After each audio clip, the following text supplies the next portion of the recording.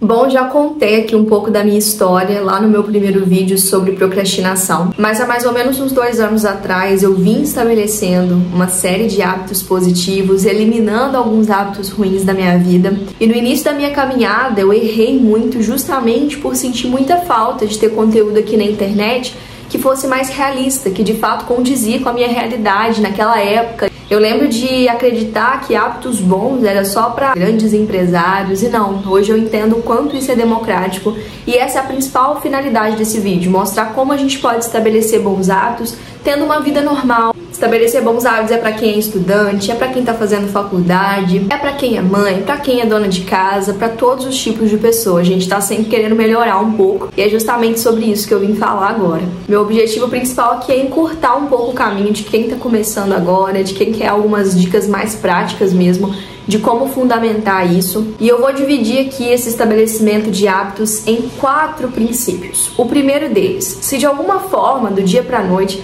eu tivesse perdido esses meus hábitos que eu construí ao longo dos meus anos, por onde eu começaria? Com certeza por aquilo que eu chamo de hábitos da base. O que são os hábitos da base? São os hábitos de energia relacionados à minha alimentação e ao meu sono. Falando primeiramente sobre o sono, muitas pessoas negligenciam essa área da vida sem entender a importância que é isso.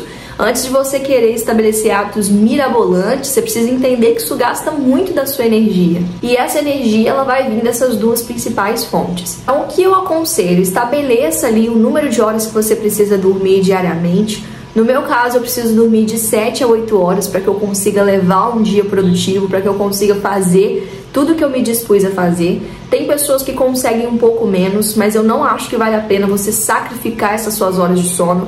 Conheço pessoas que dormem 5, 6 horas por noite, mas que não conseguem depois produzir em alta performance. Então é bem mais interessante, mesmo que a gente tenha um dia mais curto, ter um dia mais produtivo, que a gente de fato consiga realizar as tarefas que a gente se propôs a fazer. Então o sono não é uma coisa que a gente precisa economizar demais. Eu acho que vale a pena a gente estabelecer ali o número de horas precisas. Dormir mais que o necessário também não é interessante, porque isso vai acabar te deixando mais cansada ainda para levar o seu dia. Se você estabeleceu lá que você precisa das suas 8 horas diárias, agora é momento de você estabelecer seu horário de dormir e de acordar. Antes de eu começar a fazer minha faculdade, hoje eu faço faculdade noturna, então eu durmo de 1 hora da manhã até as 8, mas antes de começar todo esse processo, eu dormia de 10 a 6. E aí vem a importância de nós sermos muito intencionais nesse processo de construção do nosso sono. Se o meu horário de dormir é às 10 da noite, 9h30 não é horário de começar a assistir um seriado. 9h30 não é horário de ficar mexendo no celular, em redes sociais. Nada que vai me estimular demais. 9h30 é horário de abaixar as luzes da minha casa, talvez de apreciar um bom livro, de desligar as minhas telas para que o meu corpo entenda que é momento de descansar. No outro dia de manhã, você vai precisar de colocar um despertador, principalmente no início. Tem gente que acorda simplesmente quando o sono acaba, e isso não é interessante para você estabelecer esse hábito. É importante que você regule esse número de horas que você precisa dormir diariamente. Outra coisa que acontece muito, se o seu horário de dormir é às 10 da noite, 9, 9h30 não é horário de receber ninguém na sua casa.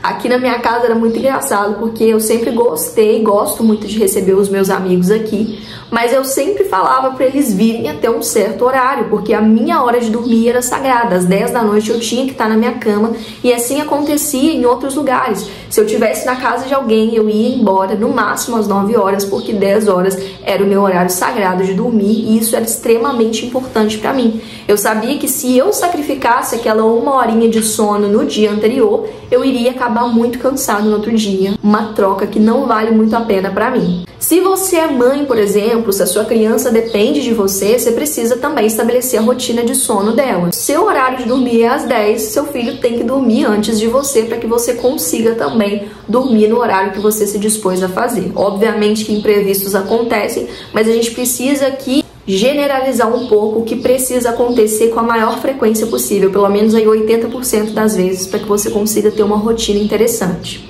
O segundo hábito energético, o segundo hábito da base, o próprio nome já diz, são os hábitos que dão base, que dão firmeza aos hábitos seguintes, é o hábito de se alimentar bem, o hábito de nutrir o seu corpo. Eu não estou falando aqui para você virar um bodybuilder do dia para a noite, Muito pelo contrário, eu não sou a favor de mudança muito brusca nos seus hábitos. Aqui nesse hábito de se nutrir melhor, eu já vou entrar no segundo princípio, que é: tenha humildade no estabelecimento dos seus hábitos. Vejo muitas pessoas nesse campo de nutrição, do dia para a noite, querer cortar todos os carboidratos, açúcares. Você que no dia anterior tinha jantado hambúrguer, tinha tomado café da manhã um leite com Toddy com misto, no dia seguinte decide restringir tudo. Nesse início de construção do seu hábito, o interessante é que você venha com pequenas mudanças. Beba, por exemplo, um pouco mais de água todos os dias.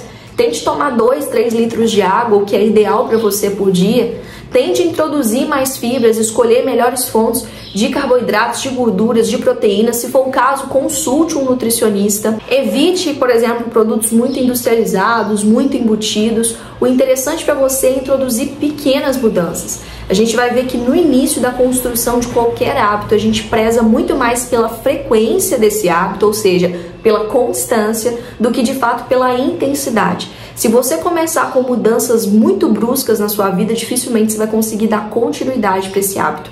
E o importante do hábito é que ele valha no longo prazo. Nesse sentido, a gente tem que lembrar que está faltando aí 2 meses para o ano novo. Sei que a maioria de nós gosta de estabelecer aquele monte de metas. Eu mesma já passei diversos réveillons passados estabelecendo metas que eu nunca consegui cumprir. E entendendo esse princípio da humildade de estabelecer os meus hábitos, foi quando eu comecei essa minha caminhada de hábitos. A leitura, por exemplo, é um hábito que fazia parte das minhas metas de ano novo desde o ano de 2018.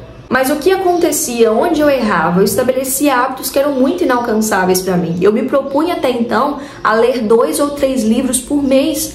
Eu que não tinha lido nenhum único livro na minha vida por interesse. E nesse 2022 eu decidi assinar com os mini hábitos. Nesse 2022 eu me propus a ler 3 páginas de livro por dia. Hoje, 10, 11 meses depois, obviamente que eu já consigo ler mais do que isso, já existe aqui um hábito estabelecido. Mas no início, seu cérebro precisa entender que apesar daquela tarefa ser muito desconfortável, ela é pequena. Eu lembro que quando eu sentava para fazer leitura, eu ficava muito distraída, me sentia muito desconfortável. Mas o meu corpo aguentava ficar ali por 5, 10 minutos, que era o tempo de eu ler essas 3 páginas. E aos poucos eu fui me acostumando com isso. Nos anos anteriores acontecia de eu ler 2 ou 3 livros no mês de janeiro e não ler mais nenhum livro no restante do ano. No mês de janeiro acaba que a gente tem uma certa motivação para estabelecer esses hábitos. Mas a partir do momento que depende só da disciplina e da constância, a gente acaba abandonando. Por isso o interessante é que a gente estabeleça aqui mini hábitos para que a gente consiga dar continuidade no estabelecimento desses hábitos que são difíceis para nós nesse início. O terceiro princípio de estabelecer hábitos é ser intencional na construção dos nossos hábitos. O que significa isso? Tudo aquilo que é muito bom, muito prazeroso, os hábitos ruins que devem ser eliminados, eles precisam ser dificultados na nossa rotina. Assim como os bons hábitos que gastam muita energia, eles precisam ser facilitados. Eu lembro quando eu estava construindo o meu hábito de ir na academia, por exemplo, existia no início um gasto energético muito alto porque existia ali uma tomada de decisões. Todos os dias eu acordava e gastava energia decidindo se eu ia ou não treinar. Hoje, depois de quase 2 anos de treino diário, não existe mais esse gasto energético na tomada de decisão. Se é um dia de segunda a sexta, eu acordo, coloco a minha roupa de treino e vou treinar. Não existe ali gasto energético nenhum para a tomada de decisão, já é um hábito estabelecido. Mas no início não era assim. Por isso, tudo aquilo que é difícil na nossa vida, a gente tem que facilitar. Se você está tentando criar o hábito de leitura, o seu livro não é para ficar mofando na estante. Coloque esse livro num lugar que você possa vê-lo diariamente. Se você está na cozinha, tem um livro ali. Durante o seu café, você pode apreciar um bom livro.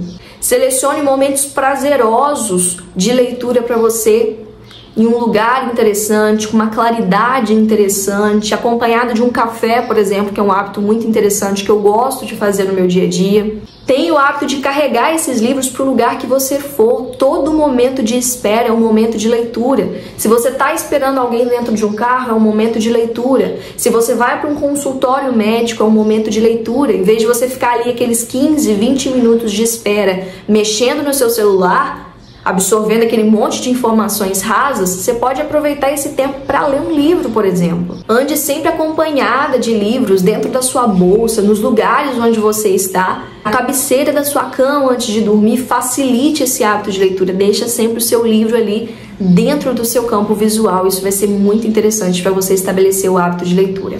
Outro exemplo, se treinar é algo difícil para você, facilite esse hábito. No dia anterior, já separa a roupa que você vai treinar no dia seguinte, para não haver desculpas ali. Você simplesmente pega e introduz esse hábito na sua vida.